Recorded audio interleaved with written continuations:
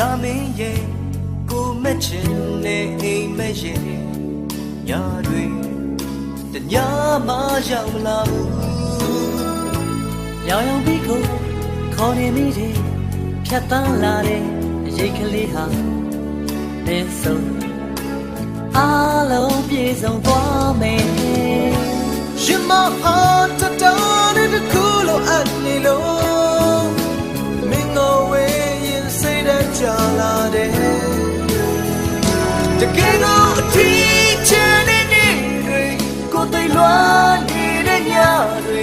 ဒီလိုစက်တိုက်ကြီးဆိုယူတော့မှာပဲ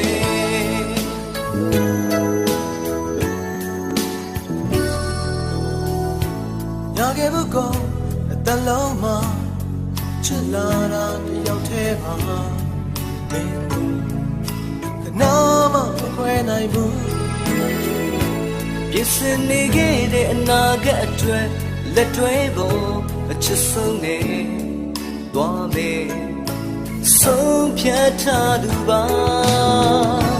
ရင်မဟာတောင်းတောင်းတဲ့ခုလို